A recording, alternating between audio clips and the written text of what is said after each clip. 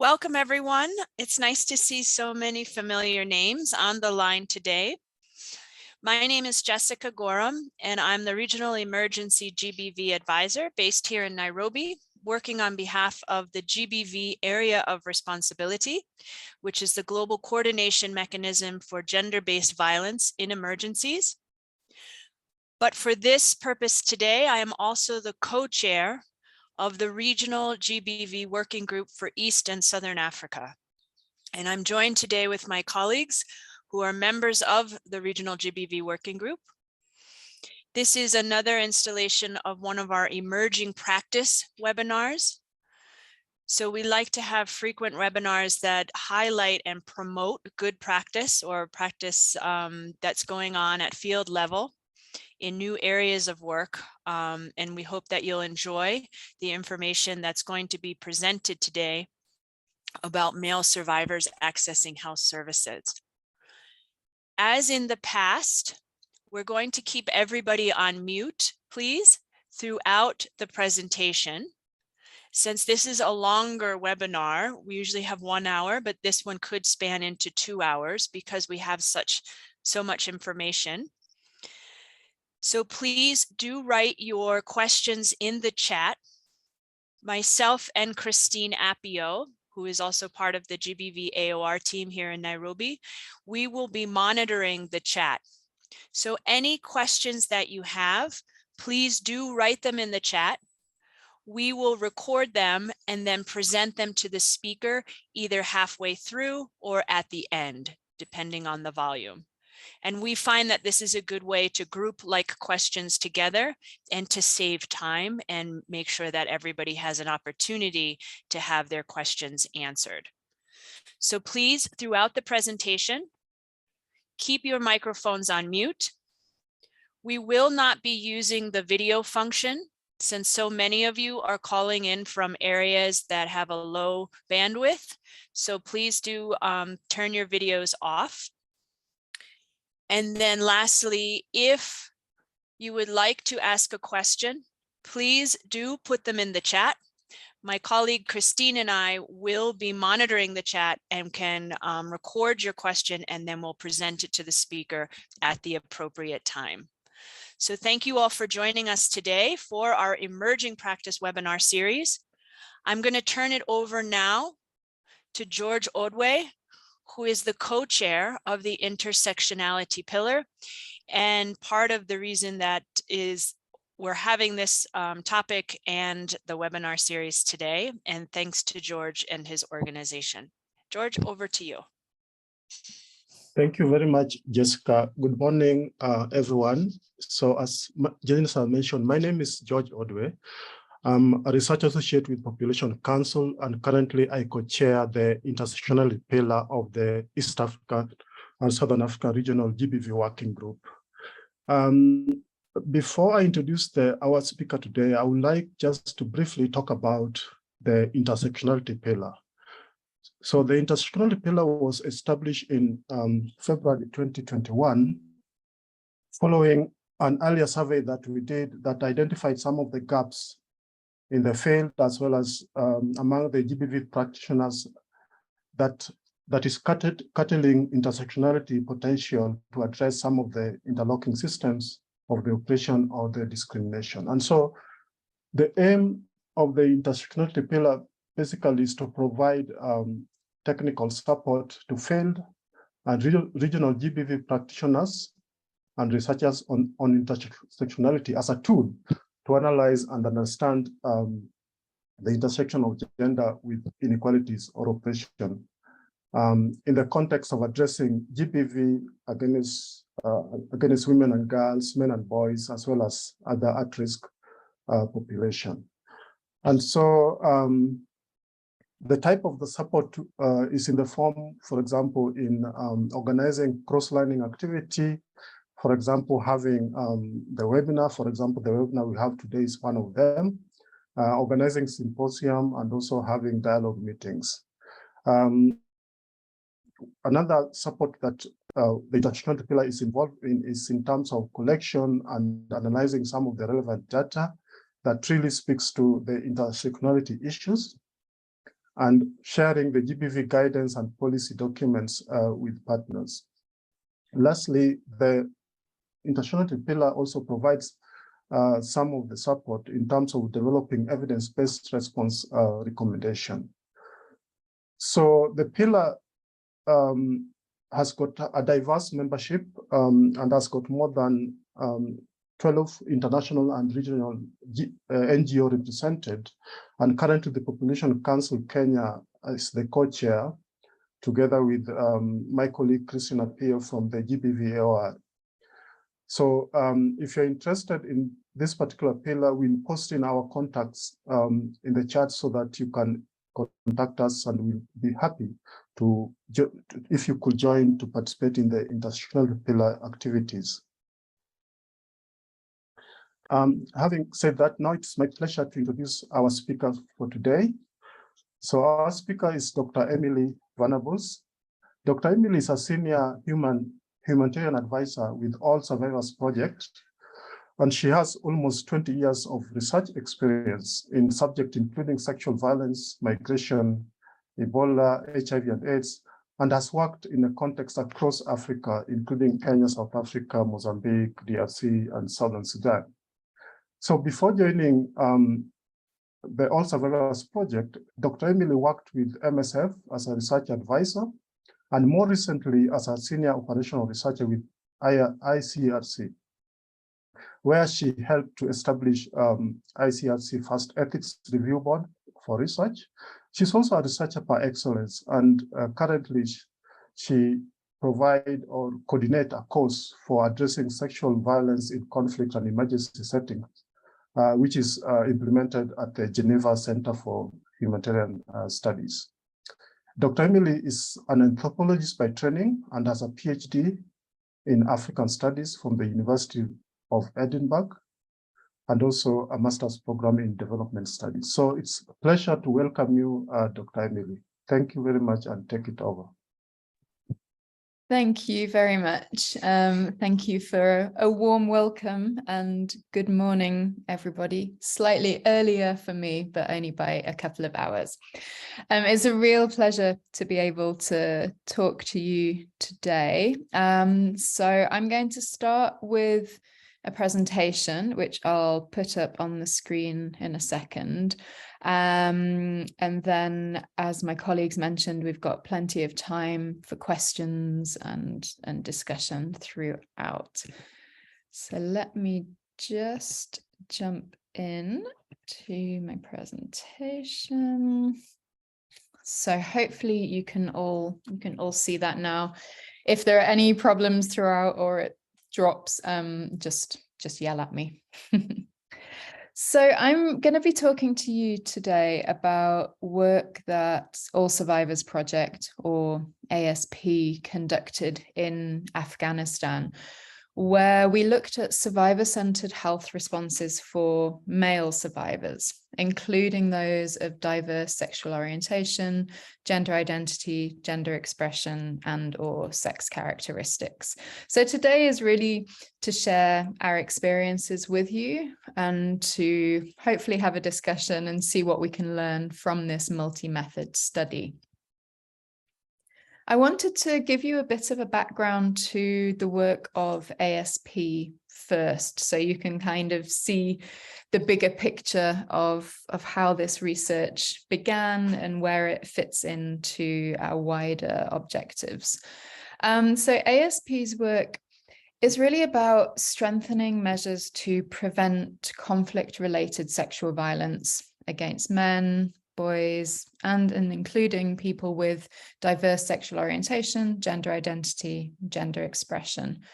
And this is really within a broader framework of eradicating CRSV, which of course also includes women and girls. ASP's work is focused on improving access to justice for men and boys who have been victims of conflict-related sexual violence. And it's also about improving the availability of and access to survivor-centered medical responses, which includes mental health and psychosocial support in a timely way, and also ensuring that those services for male victim survivors are of a high quality.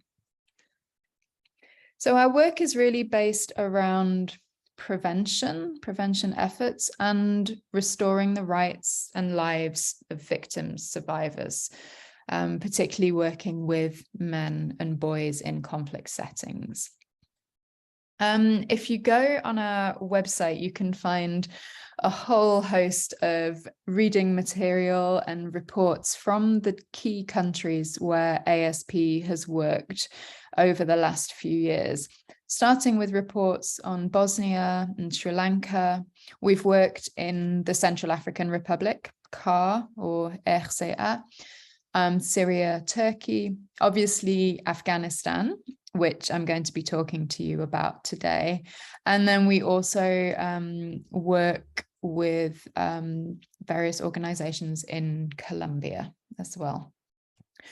ASP has also done thematic work. So if you're interested, we have other reports around detention, for example, that you can look at afterwards. And as I mentioned, these are our key contexts. And today is really about Afghanistan. So not so much the Eastern and Southern African region, but really focusing on Afghanistan, which hopefully will be an interesting context for many of you to hear about.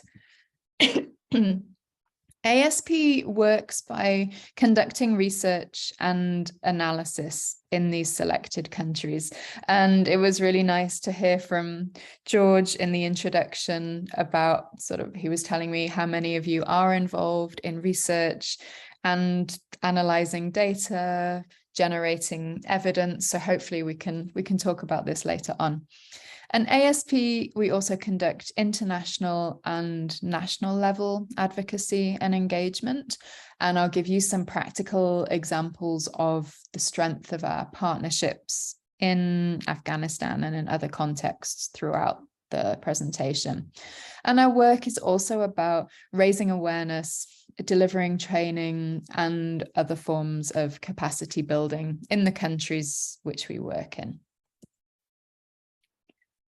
I'll now move on to the main focus of today, which is kind of sharing experiences from the implementation of the study, the findings of the study, and the next steps. And the study was really this emphasis on how do we enhance survivor-centered healthcare responses for male victims, survivors of sexual violence in Afghanistan. And whilst today is really about Afghanistan, actually the study was multi-country. It was a multi-country, multi-context piece of research taking place in Colombia, in Afghanistan, and the Central African Republic.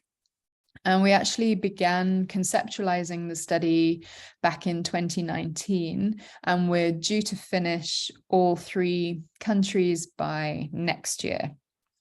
And the objectives were around understanding perceptions and experiences of male survivors, so their experiences in accessing health, justice, and humanitarian responses in all 3 of these contexts.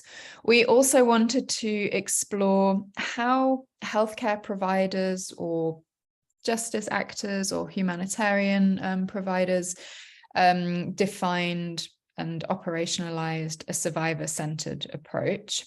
And the aim of doing this was to be able to provide recommendations which can support survivor-centered approaches in programs and services, particularly focusing on the perspective of male survivors. But much of the work also highlighted the issues faced by women and girls who are survivors in these contexts as well.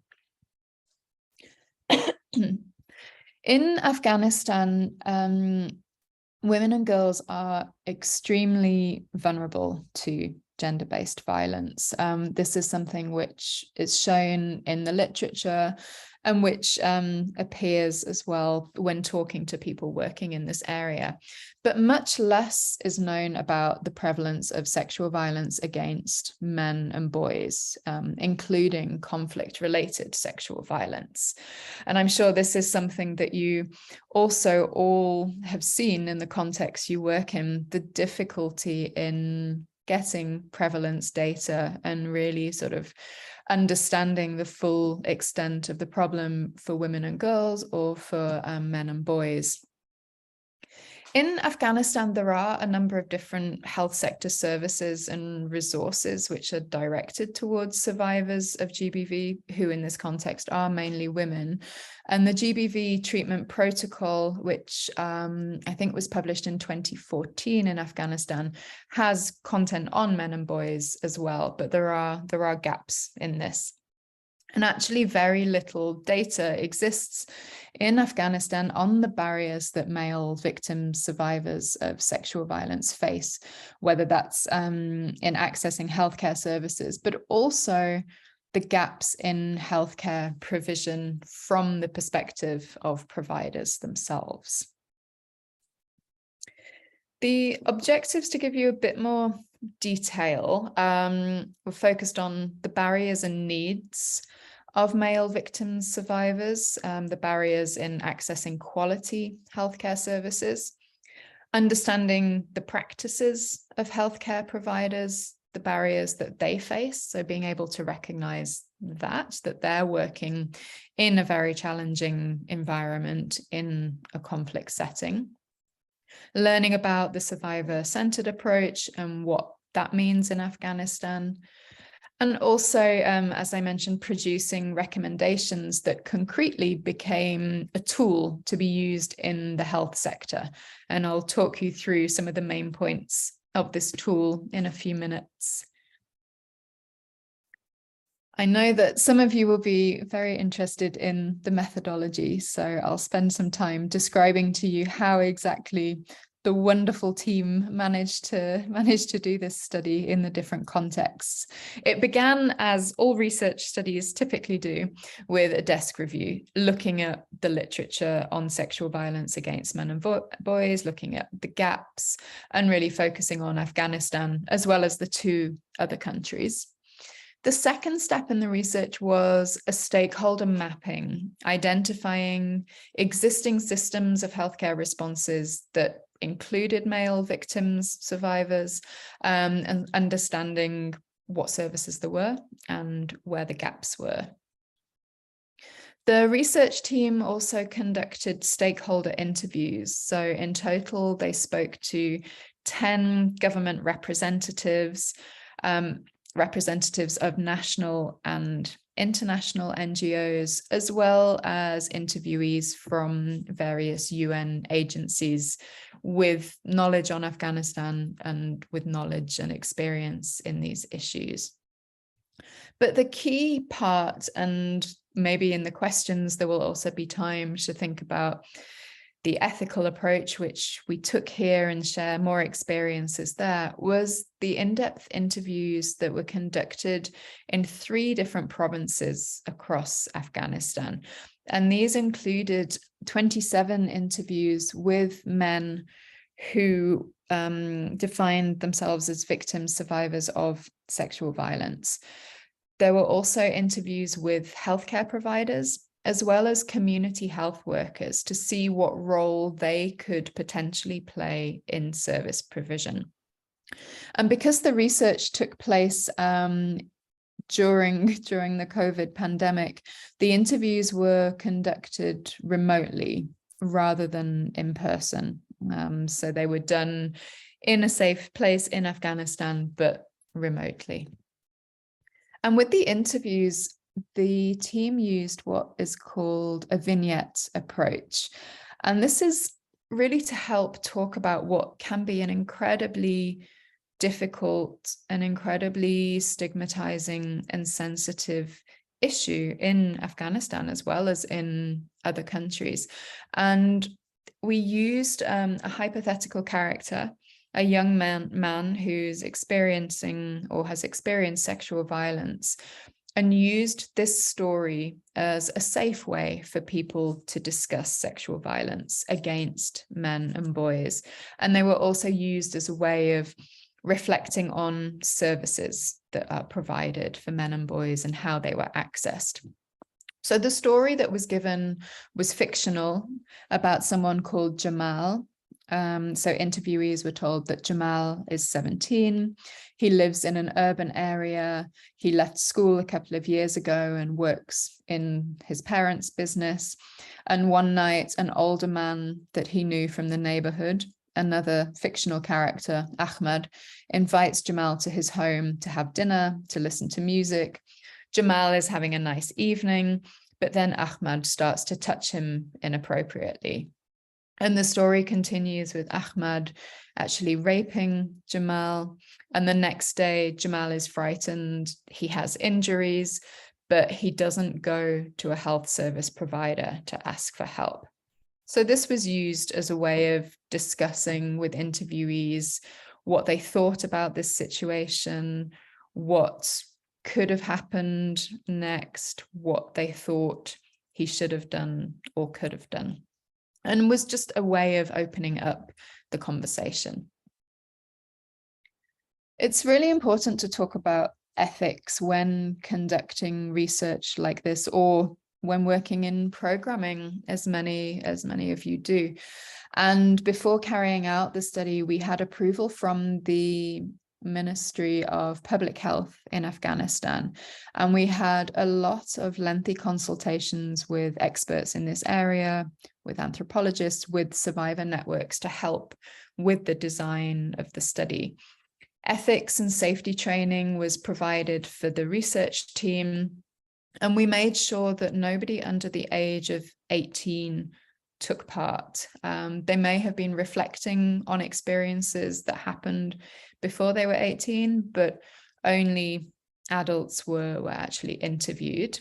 All participants provided their informed consent before taking part, and they were also reassured multiple times that they could stop the interviews at any point. And we made sure, the team were very careful to keep the interviews contained, that they weren't going to take hours, that, you know, the interviewees knew they could stop if they needed to. Confidentiality was really important. So all potentially identifying data, whether that was the name of a healthcare facility, the name of an organization, the name of a district, was removed. And really crucially, counselors were available to provide services in case of possible distress during interviews, or in case of re-traumatization when people were talking about sexual violence. Okay. Oh, sorry. Let me just move that. Okay.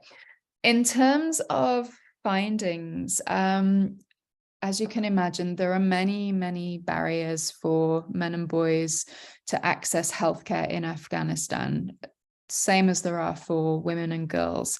But some of the things I would like to highlight here fall under individual, interpersonal, community, organizational, and structural barriers. At an individual level, we definitely saw a lack of knowledge of available services, but also a lack of knowledge about what had actually happened, what they'd experienced, and how to talk about their bodies in the cases of children, how to talk about their sexual organs, how to explain what had happened. And at the individual level as well, there was a lot of internalization of social stigma, a lot of feeling shame, feeling embarrassed, not knowing how to talk about what had happened. And this also extends into the interpersonal and the community level barriers. Victims fear stigma from their families, from communities. They feel being judged. They also remember that this is a conflict setting. They fear threats of violence from their family, from their perpetrators, or also from powerful or armed actors, from men in positions of power.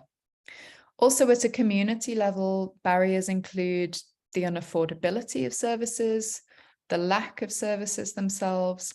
And if we also think about this at an organizational level, stigma or negative attitudes from healthcare providers, lack of specialist services, a lack of training in this area means that it can be difficult to provide services. And at the structural level, and again, for those of you working in complex settings, you may see a lack of impunity for perpetrators, as well as legislative barriers, which can be very problematic in terms of accessing healthcare. Most of the healthcare providers, when we asked what they understood by a survivor-centered approach, they had knowledge of this and of how it should be implemented, largely in line with the GBV treatment protocol, which, as I mentioned before, has existed in Afghanistan for almost 10 years now. But there is a gap between the descriptions of care, but the care that victims, survivors expect to receive. And interviews using the vignettes at times as well also saw kind of reproduction of blame and stigma, particularly against male victims, survivors with diverse sexual orientation, gender identity, or expression. And a really key point here, which also extends to accessing healthcare services in general, is this fear of a breach of confidentiality, a fear of being reported to judicial actors, which in turn leads to mistrust in healthcare providers. So some real barriers that we can see here. I'm not going to talk to you about all of the recommendations. I just wanted to focus on the ones directed at the Ministry of Public Health, which focus on raising awareness of the availability of services, making sure that specialized services are developed within public health facilities, developing and implementing safeguarding policies that allow breaches of safety to be reported. And then, and this is what I'll talk about next, conducting specialized training with healthcare providers that provides information, but also discusses knowledge, attitudes, and practices relating to male victims or survivors.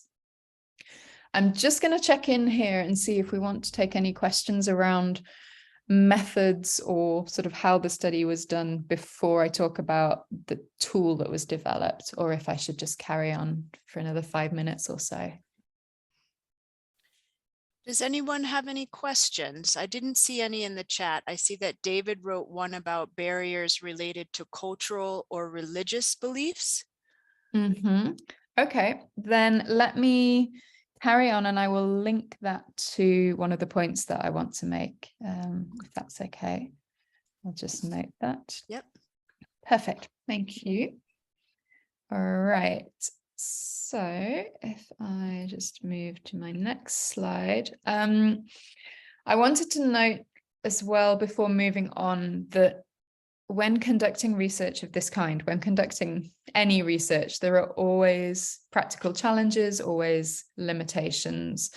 And when working in a country where sexual violence in general is very stigmatized, where all victims and survivors fear accessing healthcare for the reasons I've described, this actually meant few of the interviewees had accessed it because of these issues.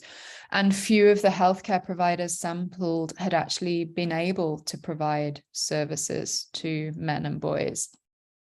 The challenge linked to only including adults meant that there is still a gap on the experiences of boys. As I mentioned, some people could reflect and talk about children, but we didn't include boys in the sample.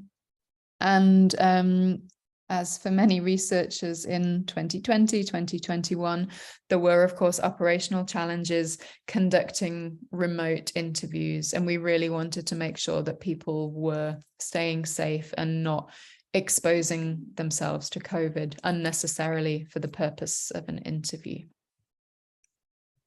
The next step, when we had all of this information, when we had all of this really rich data was to then develop a toolkit to roll out and to train and work with healthcare providers on.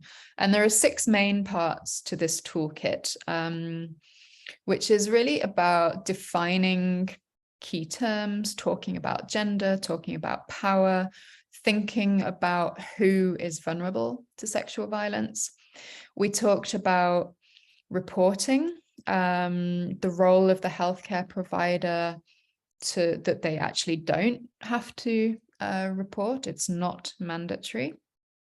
There was an interesting section on myths and facts, and maybe this is where the cultural and religious beliefs question comes in, where we talked around myths. We talked about cultural views and sort of views about shame and how healthcare providers could sort of reduce the level of stigma that they were showing.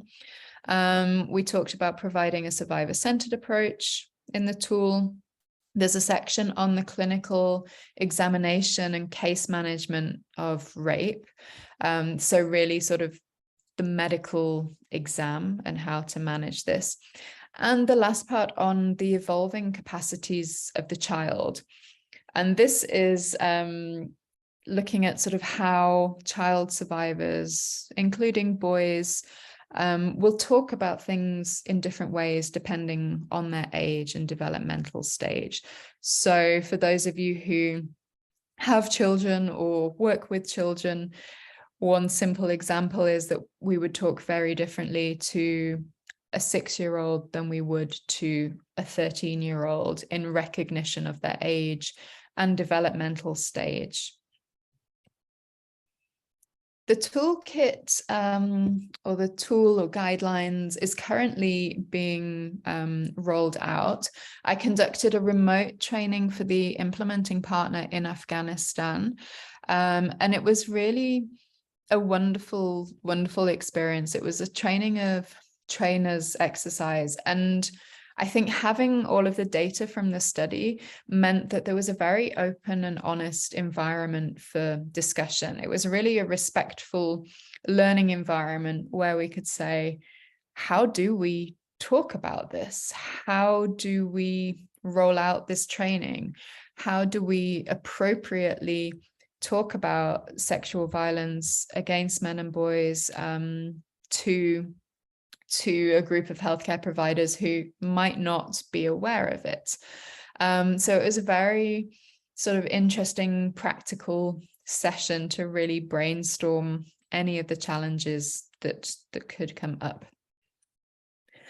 Before the trainers take the tool into the different provinces, we're undergoing quite a detailed safety and security review with the implementing partner to make sure that it is safe for them to do so. And we're also thinking back to the other country settings, to Colombia and to the Central African Republic. We're going to Colombia to validate the preliminary findings from the country-specific research there in December through participatory workshops with victim survivor organizations to get their inputs and to help to get them to guide us put it together. And data collection will be beginning in CAR early next year, now that we have ethics approvals in place. And in CAR, we have regular participation in the GBV subcluster working group, and have also presented the Afghanistan findings in country there as well. So discussions around the tool and the next steps continue. I want to finish in a couple of minutes and just talk about some lessons learned. One of the main takeaways is, I think, the importance of evidence-driven practice for the work of ASP. So doing a research study, being able to analyze the findings in a participatory way to then develop a tool which can then be implemented. And the country-specific partnerships that we had have been crucial to this, and that's helped us make the research safe. And we go through a constant monitoring of the potential risks to partners, to healthcare providers. We also learned the importance of having context-specific research methodologies, such as the vignette speaking to the Afghanistan context. And I think we really valued the inputs of our research advisory group, which includes survivor group representatives, to talk through any challenges and to give their input into the study and the subsequent development of tools. And these partnerships were key to safe access for engaging with and interviewing survivors. And I think they also helped in the risk analysis. And a final key point was working with local researchers, co-creating the project and having a bi-directional capacity building and environment in which everybody could learn. And I should also flag as well that having safe, gender and SOGIE inclusive referral pathways and service provision during the study and during follow-up was key to make sure that people were protected during the research. So I will just thank the team here because it really was a team effort, the research being led by Julienne, but also our implementing partner in Afghanistan and the ASP team. And you can find lots of information about ASP. You can read more about the research if you're interested there. And I will stop sharing my screen and thank you all for listening, and I'll hand back. Thanks, Emily. We have quite a few questions in the chat, so maybe I'll start. We had a couple questions about how you identified survivors to participate in the study, given, as you mentioned, some of those cultural and social norms. So I'll start there because we had a couple of those and I grouped them together. So one is particular to how did you identify the participants? Thank you. Yeah, great question. In Afghanistan, that was really about working with a partner who were very, very trusted, very knowledgeable, and had been providing healthcare services to this population before. So they were the gateway in because survivors already knew them. And in Colombia, it's interesting, it's been through survivor groups. So again, local partnerships, trusted partners who facilitated access and really made sure that it was a voluntary process, that nobody felt obliged to participate and that they wanted to. So I hope that answers that question. Mm-hmm. I think it does. If people have follow-up, you can always put it in the chat. So let's see. Another one is you mentioned this a little bit, but maybe if we want to go more in depth, how do we help victims or survivors when this is not culturally addressed, particularly in places like Afghanistan? How did you, one of our participants was wondering how you kind of balance that, the cultural versus the needs of survivors? Yeah, another really good and tricky question. And I would say the answers apply whether working with women and girls and men or boys. I think all the way through it was about being culturally sensitive.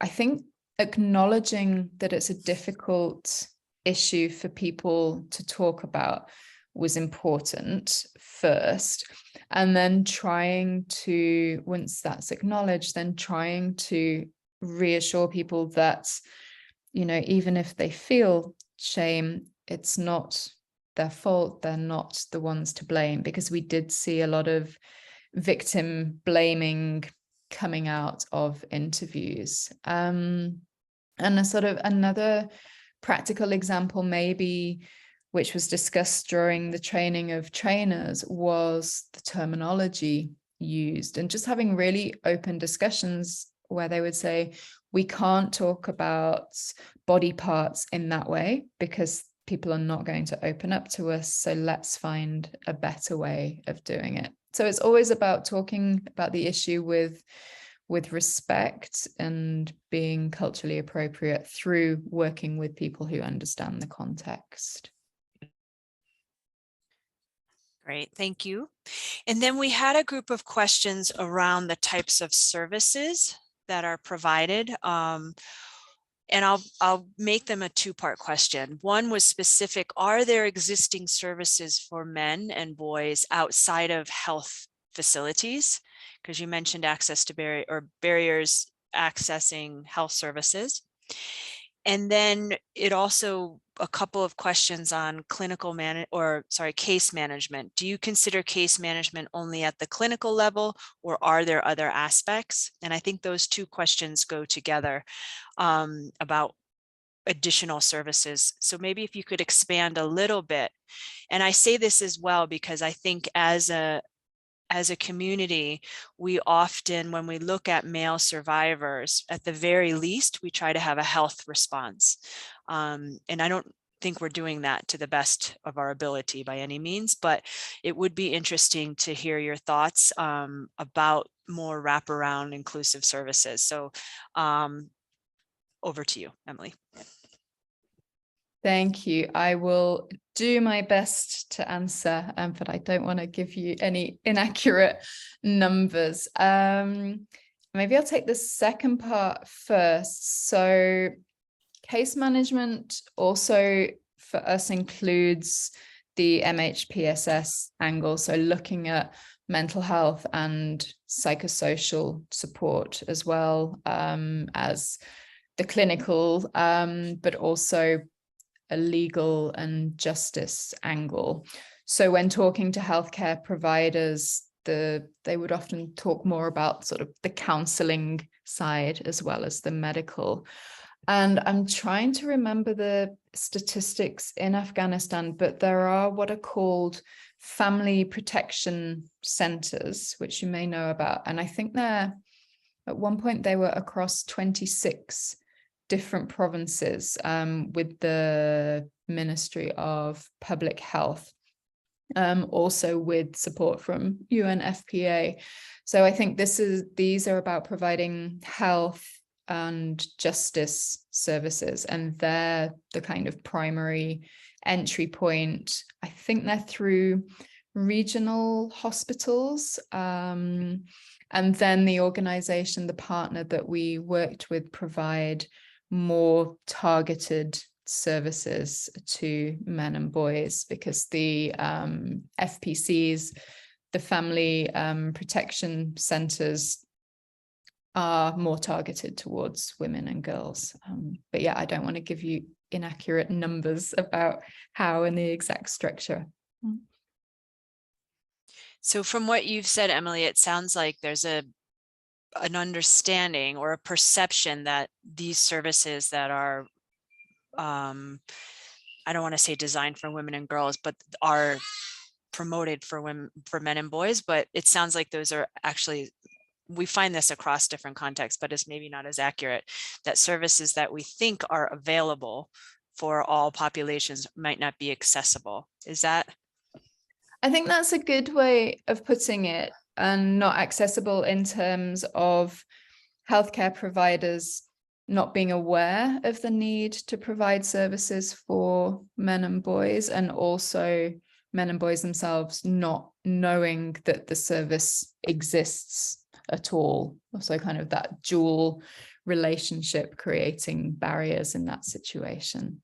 And part of the recommendations were really about expanding the GBV treatment protocol in Afghanistan to make more mention of the need for services for men and boys, because it's quite a thorough document at the moment, but clearly because of need, the focus is women and girls. And Emily, we had a Weezo who's joining us from Tier Fund, who works on masculinities in DRC. So probably someone you'd like to know. He was also wondering, who are your key allies in terms of to challenge the barriers? Ooh, nice question. And I want to know who your key allies are as well. Um, yeah, really interesting. In Afghanistan, like I say, sort of working with the partner, with the Ministry of Public Health, working with other NGOs, sharing in forums like this, working with the subcluster in Afghanistan and in CAR. And maybe if I expand it more broadly to also think about Colombia and CAR, working with partners, local sort of survivor organizations who provide services, as well as NGOs who may be providing mental health services or medical services. Because you're right, nobody can do this on their own. And I think it's having a combination of minds thinking about the medical, the legal, the judicial, the understanding of the cultural sensitivities of the context, working with the Ministry of Public Health in this example. I think, yeah, more heads definitely help. And it's also quite amazing that they were allies, because I know in a lot of countries in which we work, it's hard to even sort of get the message across to different ministries and others that this is actually an issue and one that needs to be addressed. So I find it interesting in a context like Afghanistan, where masculinity, right, that they are willing. In fact. And that's it. And I think it is very, very context dependent. But the strength of doing a piece of research with a national partner and in consultation, sort of the final tool was reviewed. I mean, this was back in 2020. So obviously the context in Afghanistan has changed a lot, but the tool was reviewed with the MOPH and with the local partner. Speaking of tools, Emily, we have a question from Christine, and the question is, how was the GBV subcluster in Afghanistan involved in the study and toolkit development? So this would be the GBV coordination mechanism in Afghanistan. And then secondly, how does the clinical care and case management guidance link with the global standards? For instance, WHO's CMR guidelines or interagency case management guidelines? Okay, the first part I can't answer, I'm afraid. I don't want to give you an incorrect history, but I can find out about involvement. And then in terms of linking with other guidelines, these were definitely all taken into account in the review, literature review and sort of final review stage. And I know the GBV treatment protocol in Afghanistan was also developed in conjunction with WHO, if that helps. But yeah, on your first one, I will find a more detailed history for you afterwards. Great, thank you. As we mentioned, if you have additional questions, please do put them in the chat. I've got a few more to ask. Another one of our members asked about follow-up. Are you focusing on the research and the toolkit, but working with humanitarian actors and or development partners for the take-up? And ASP continues to be more at policy and advocacy level. So how do you see the follow-up? Yeah, follow through as well. Over. Lovely question. What we're actually doing, so if the tool rollout goes ahead this year, that's going to be wonderful. And we actually already have a piece of follow-up research planned, which roughly we can think about in terms of healthcare provider resilience, in terms of ongoing provision of these services for men and boys, what their challenges are in implementing in the environment that they work in, and sort of understanding how can we better support healthcare providers who are working in a really difficult situation on difficult issues. They themselves are hearing about trauma, about sexual violence when they're talking to people coming into their facilities. So we want to explore how we can better assist them, whether that is ASP or working with other partners, as you pointed out in the question. In Colombia, we are working with local victim survivor organizations, but also, again, humanitarian actors and development partners for uptake, for referral processes, for sort of ongoing discussions. And ASP, I would say, combination of policy, advocacy, and research, and making sure that the research that we do is something which can be implemented, which is very practical and ultimately produces evidence which is useful for people. So we're always very happy to discuss more with people who may be working in the same context that we work in and want to share ideas and share thoughts on these issues. Thank you. We had another question from Kenneth, wondering about the need for justice. So was the study only focusing on, it looks like you're saying survivor-centered, but even justice would be survivor-centered, but probably more clinical based, or did you also expand into justice as well, legal? Yeah, and justice was a pillar of the data collection tools.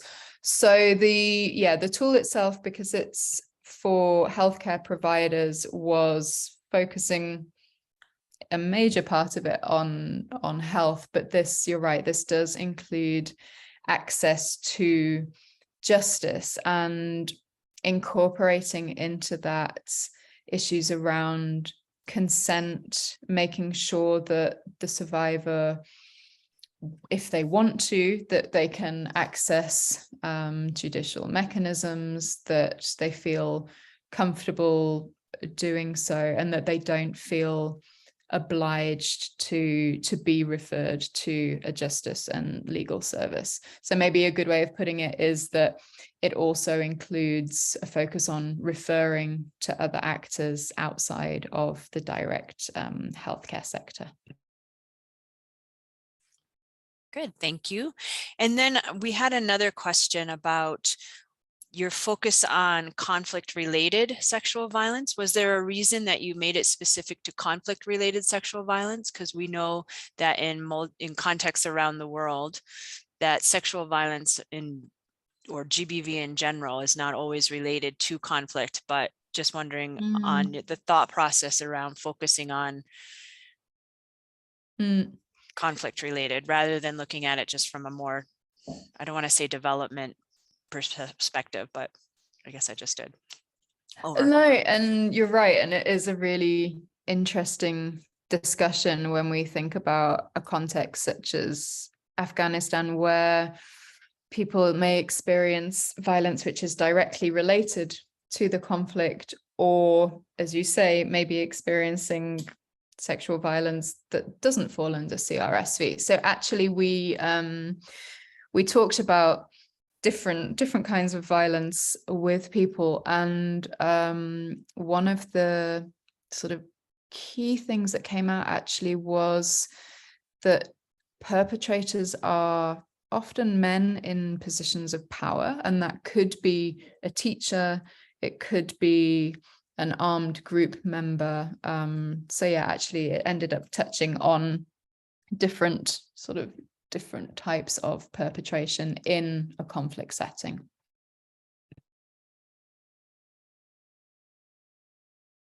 Okay, and I see one last question about plans for the future. Do you plan to move and conduct similar studies in other countries?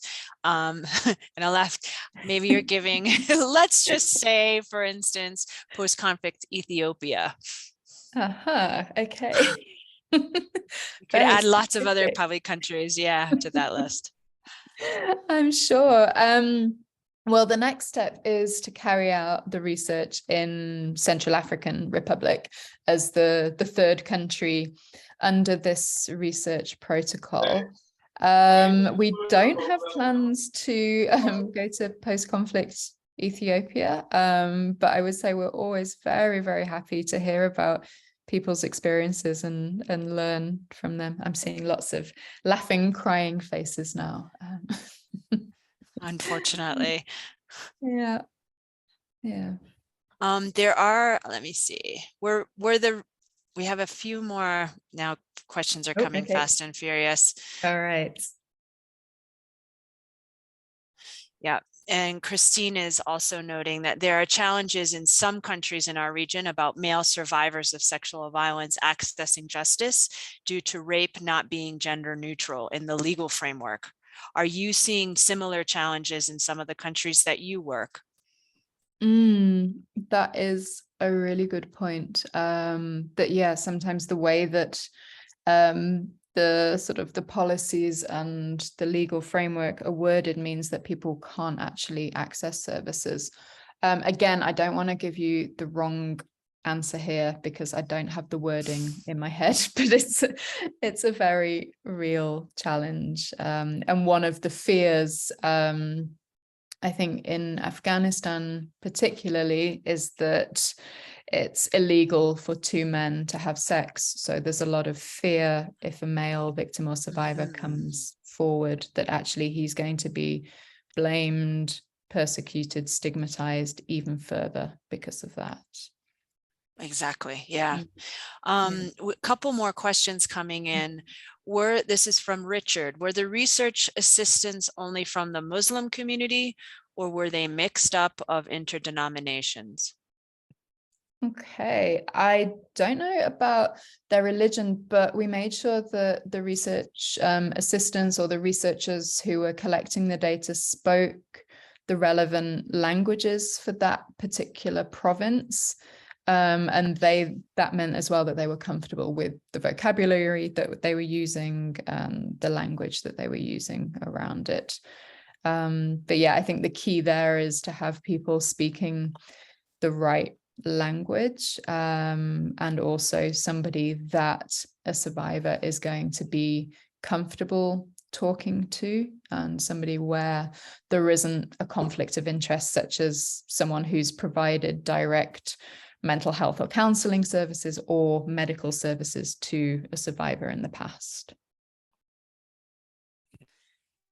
And a couple more questions about service provision, one particularly around the trend now in service provision is one-stop centers. And Emily, you're probably familiar with this, where we put all of our services in a one-stop center, and it's usually co-located in a health facility. And would you advise that this is also good for male survivors? Because it's something that's being rolled out quite heavily in our region, at least. And I know they also exist in Afghanistan, but how does that work with male survivors? Is it within your research? Did anything come out with that? Not so much a preference for a one-stop center or not having a one-stop center. I think what I can say is that any services, if we went on another step or if our partner did, it would really be about designing it with survivors themselves. So finding out in each province or each town or city, what would you prefer? What is the least stigmatizing option for you? So here I would say it's context specific. And I think when we really interrogate the data from Colombia again with the survivor groups there, and when we start data collection in CAR, I think we may get different answers about what kind of services that people would want and where they would want to go for them. So again, I think this is a really good point, that in order for us to understand the needs of male survivors, we have to reach out and ask what is the best method and methodology in terms of them accessing services. We can't assume that if we have a successful model for women and girls, that it would be necessarily successful for men and boys. So I think that's something we can take away from this discussion as well. Definitely. And oh, sorry, just Nope, go ahead. interrupted. No, I was going to say, and I think that's part of what we mean really when we talked about having a survivor-centered approach to this study. It's really about listening to survivors, to survivor groups, to organizations, working with them and involving them and really making it, an active process where people can voice their needs in a safe way, and recognize that there could be differences as well as between countries clearly, but also between provinces. And if we think about the needs of boy survivors from older men survivors, that could also differ in terms of where they would prefer to be going and what kind of healthcare provider that they would like to be talking.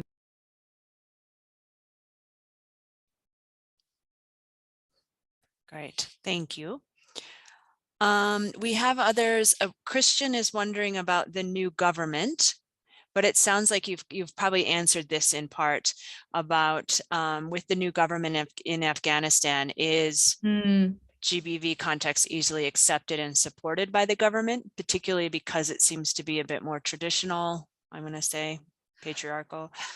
Yeah, I mean, it's a really important point to notice that there is, and to note that there's a huge difference in Afghanistan between when the research was carried out and then the current government.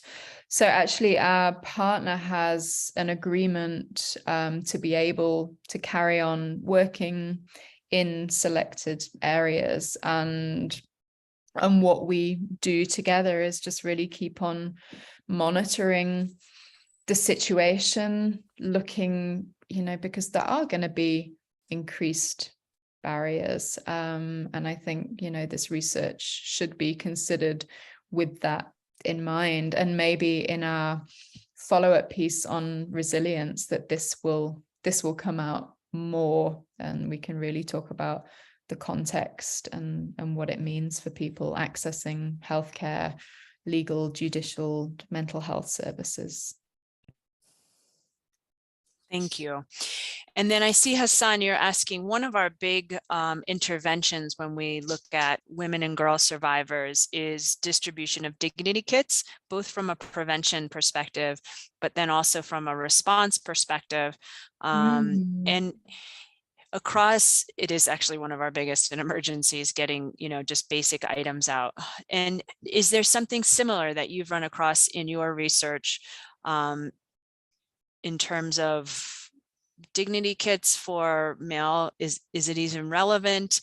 And if yes, what were the contents of those? Wow, that's such a good question.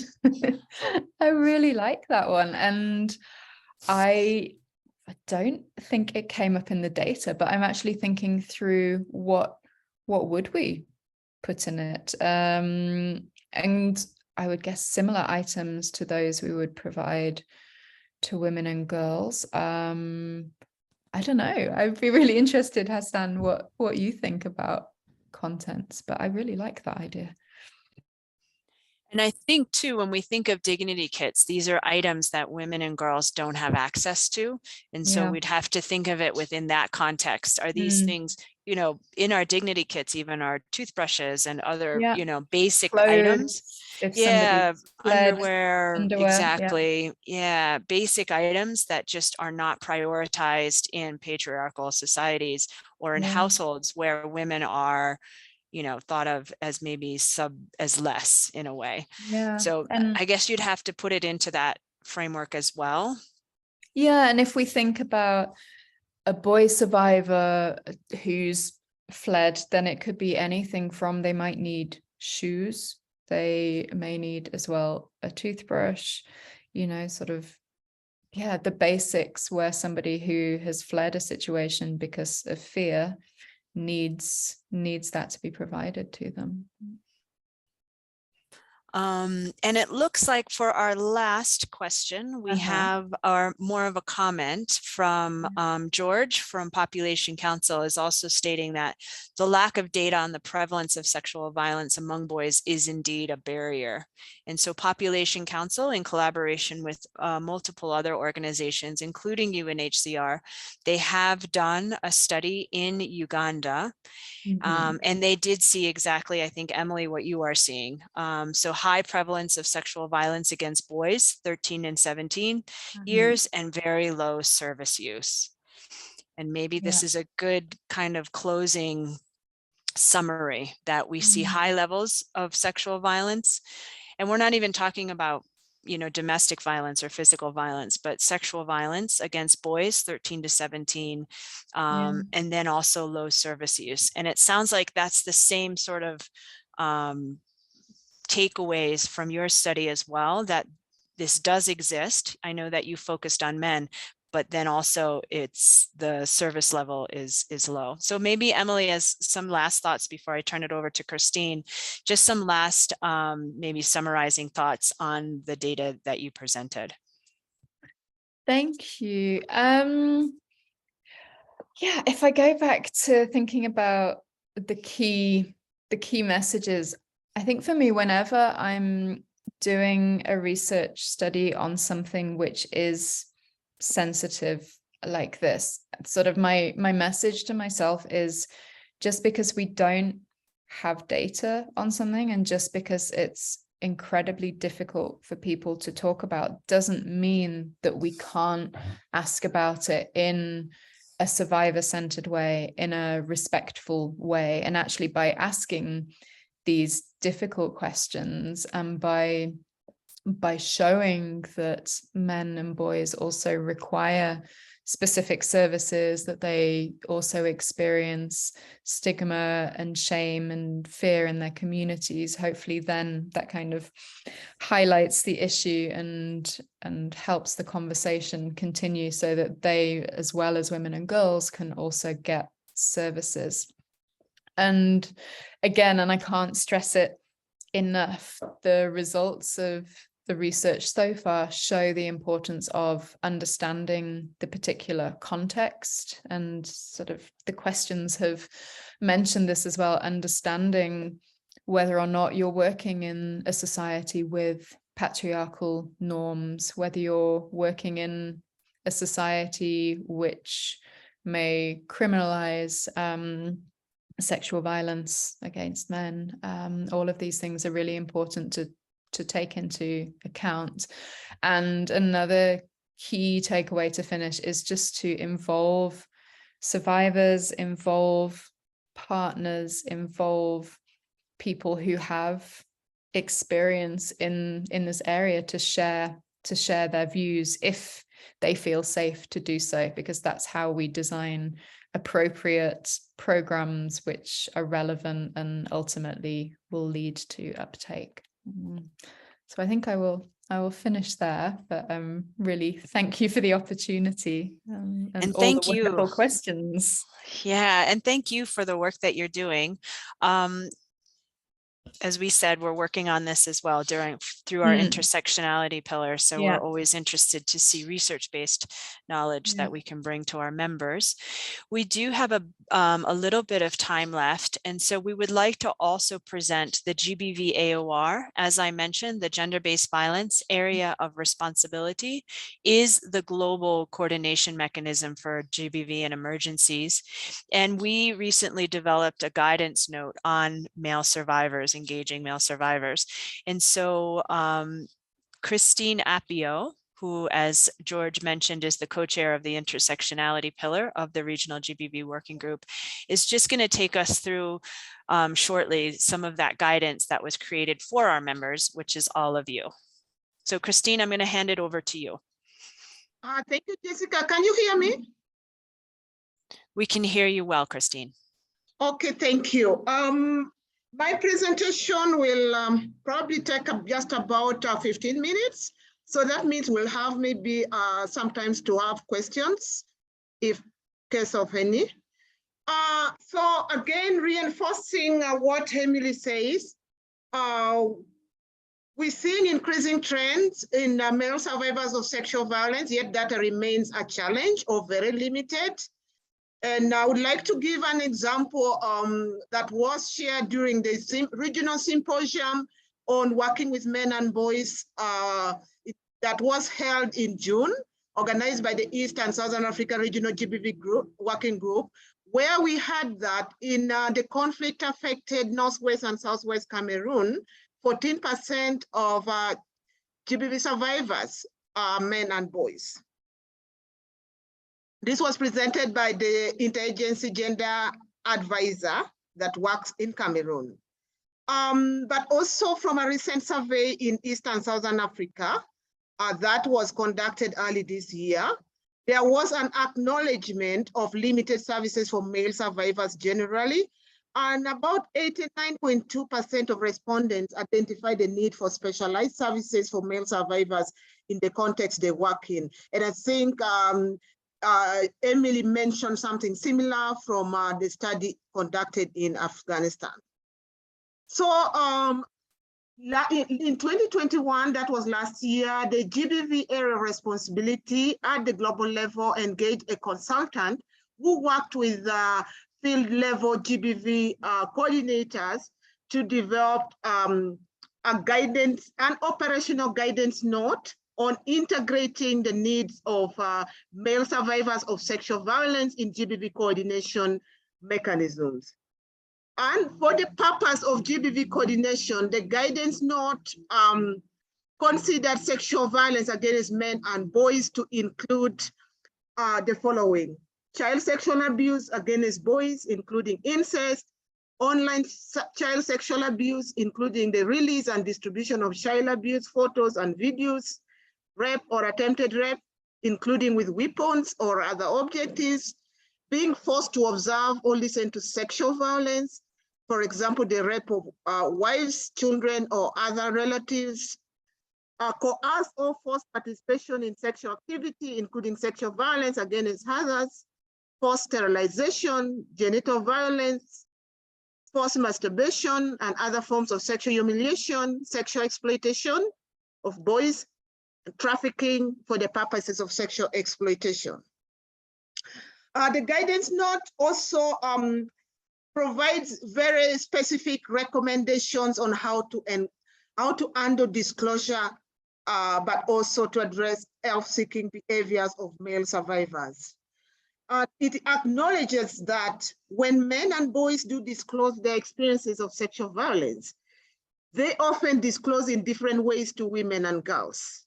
So typically, men and boys choose to prefer to seek help from non-GBV specific services.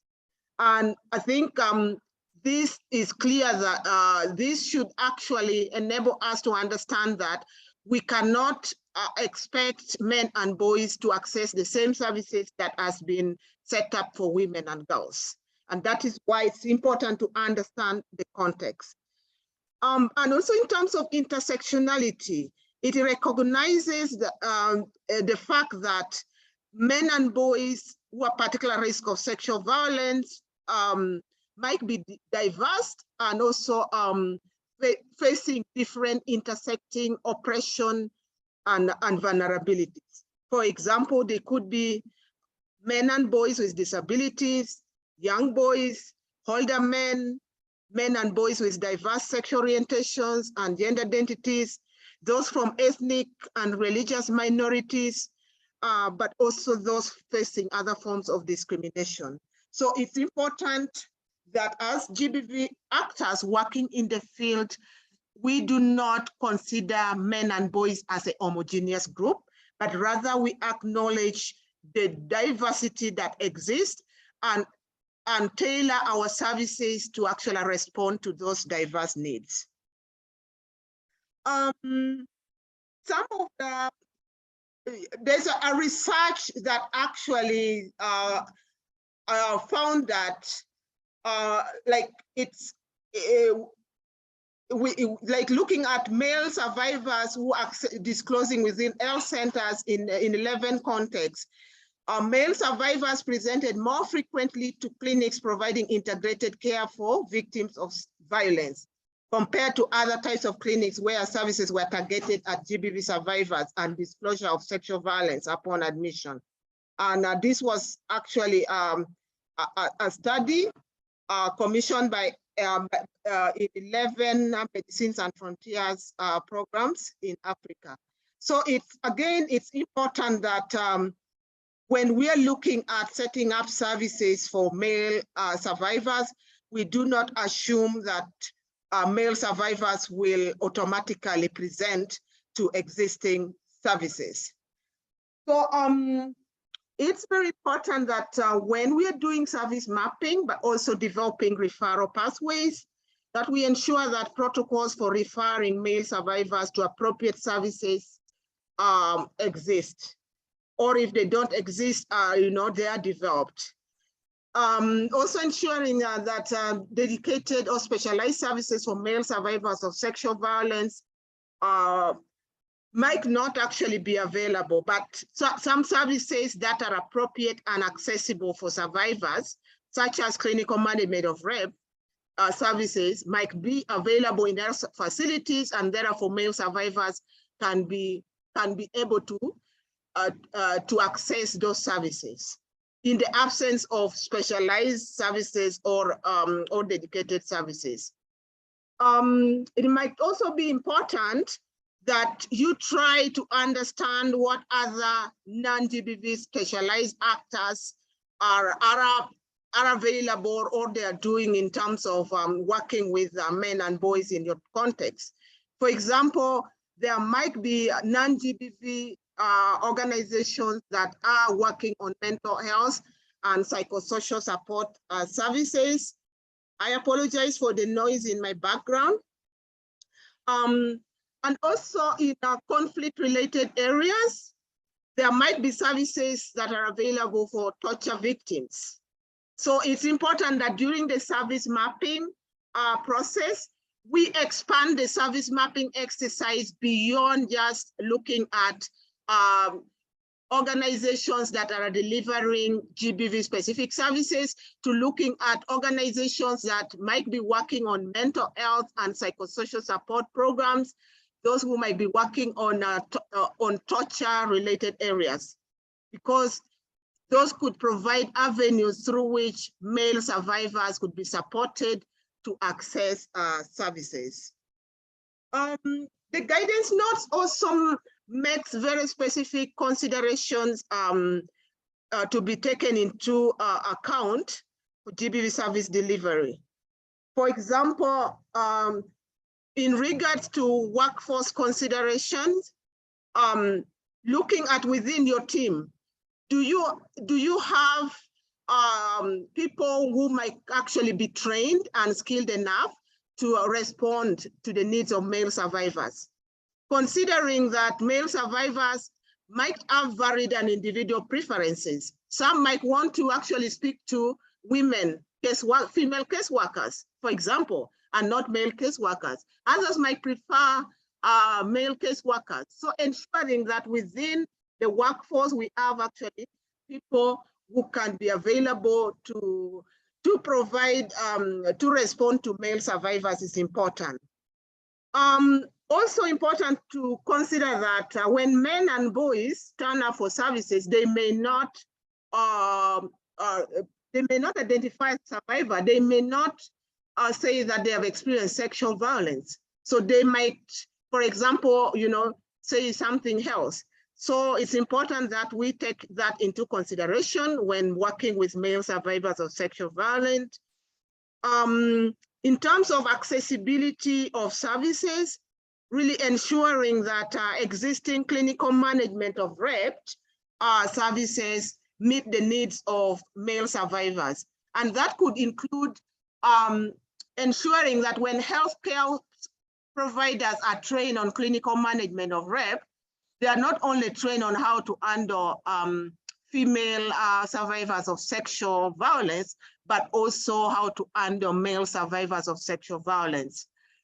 Location of services is key.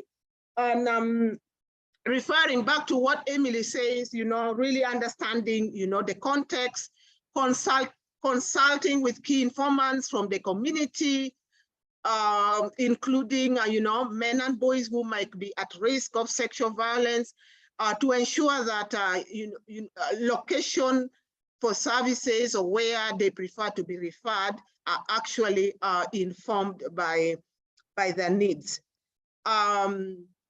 Emily mentioned that, you need to understand the context, see if there are laws that criminalizes same-sex relationship that might serve as a barrier to male survivors of sexual violence access to services, but also the legal definition of rape, for example, in countries where rape is specifically referred to in the legislation to women and girls and not to men and boys. So it's important that you look into that, because that could serve as a barrier to access to services for male survivors. Helplines.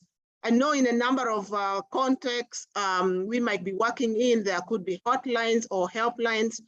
And I think some of the studies seems to indicate that male survivors prefer to access services through hotlines because they consider it more confidential in a way.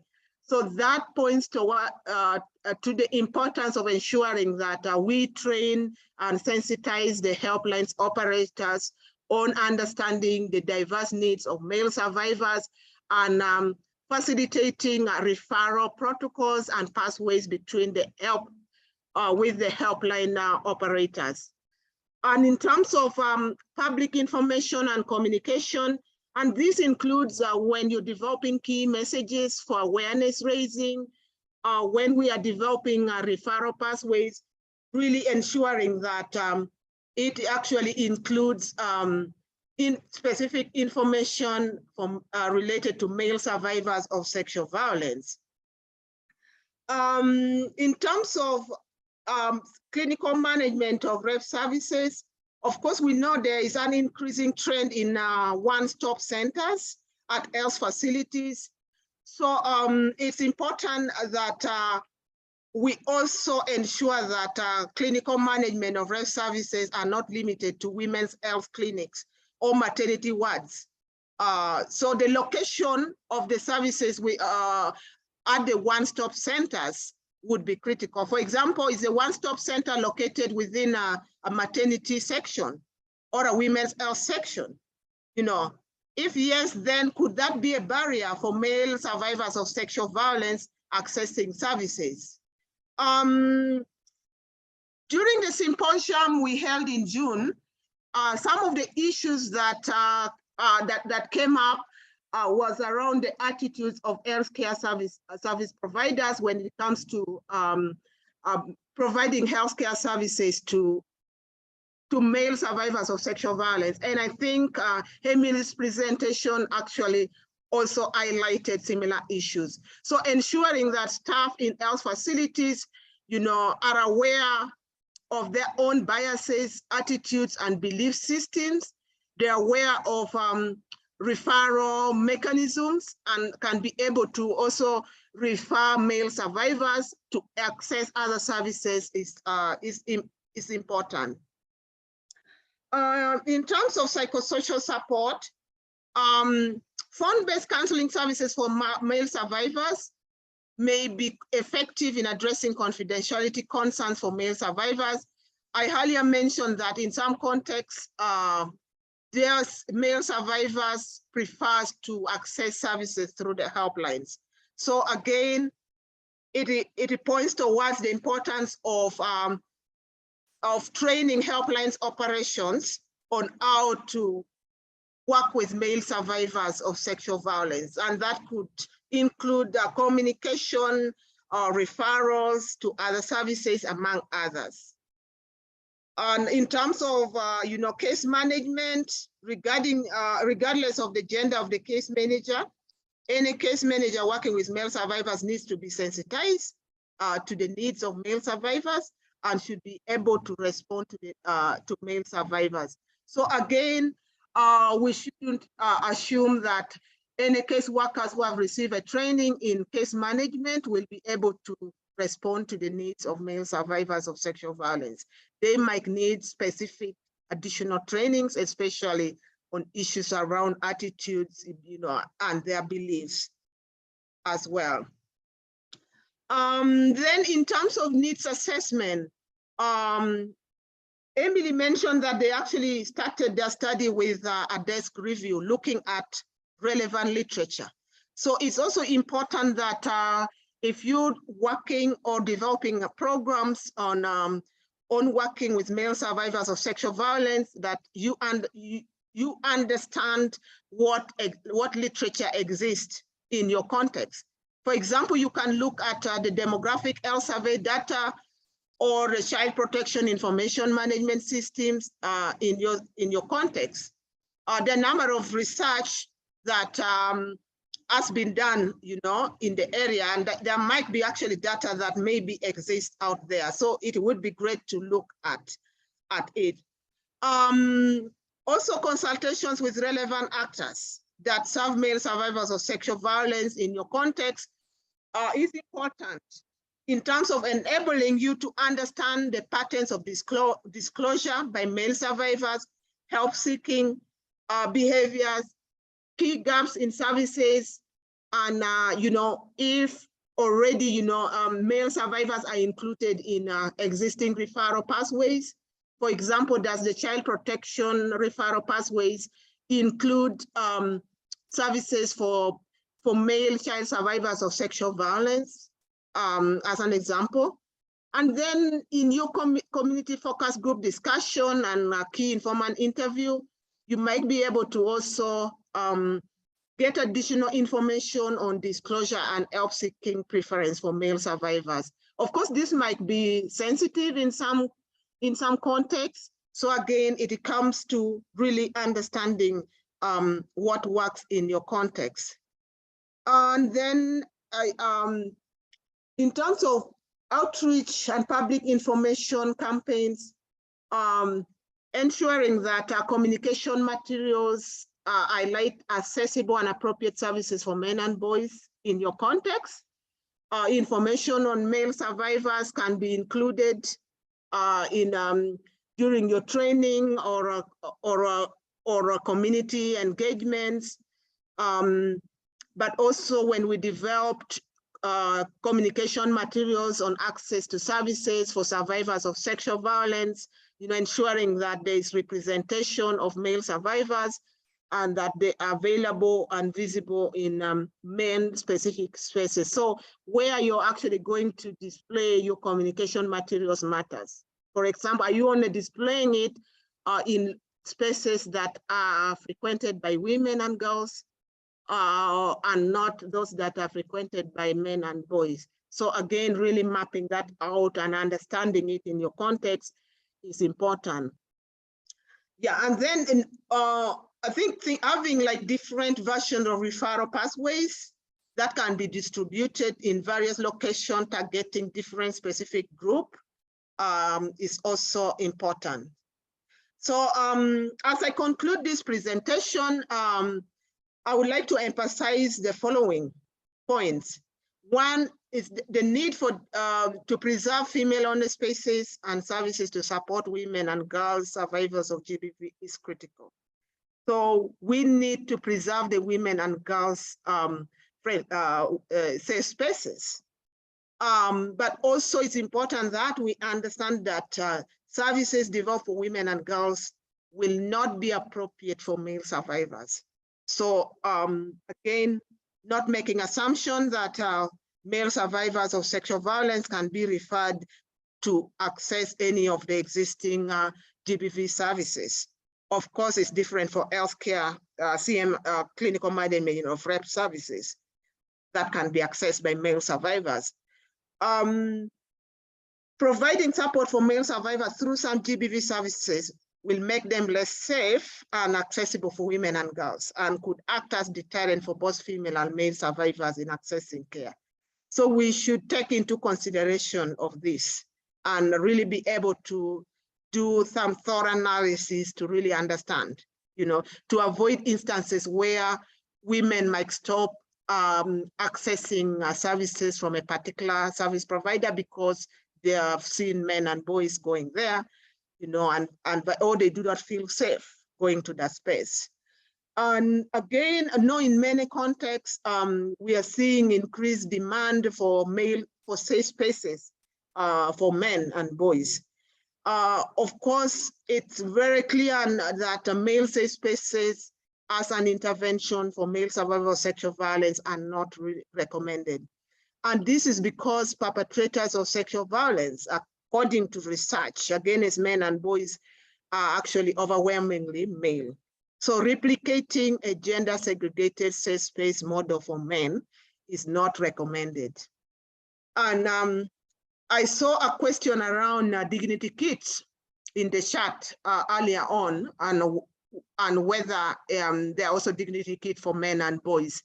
Let me take this opportunity to also highlight that there are specific reasons why dignity kits are strictly targeted, at women and girls.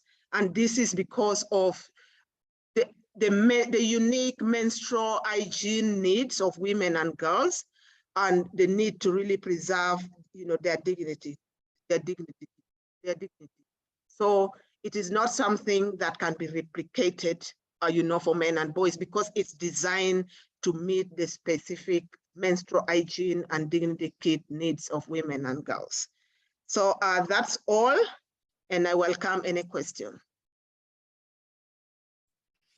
Thank you, Christine. We didn't have any questions in the chat, but more of a reflection from Emily, which we appreciate. So about men and boys who would prefer to see a male or female healthcare provider, and the feasibility of that. I don't see any other questions in the chat. So I'd like to thank everyone for joining us today for this really interesting and motivating emerging practice webinar. If you have additional questions, please do reach out to George and Christine, who have put their details in the chat, particularly if you are interested in joining the intersectionality pillar, which is where we discuss issues about male engagement, but then also it broadens into LGBTQI, lots of different population groups that intersect with gender-based violence. So please do join George and Christine. Contact them if you're interested in joining our intersectionality pillar, and reach out to us if your organization is working regionally and you would like to join the regional GBV working group. We would love to have your membership. As I mentioned, this presentation or the recording will be sent to all of our registered participants, so all of you. And then we will also upload it to our website, which is gbvaor.net. On our website, gbvaor.net, we also have lots of other resources for programmers and for implementers and for service providers who are working on GBV prevention and response. So please do reach out if you have any questions. Thank you, Christine, for joining us and for presenting the guidance note on male survivors. And thank you, Emily, particularly for your presentation today and the work that you're doing on behalf of male survivors around the world. So thank you all for joining us today, and I hope you have a really good afternoon and more so a great weekend. Thank you all, and please look for our updated, our coming invitations for future emerging practice webinars. So thanks everybody, and I hope you have a great afternoon. Bye. Thank you. Bye-bye.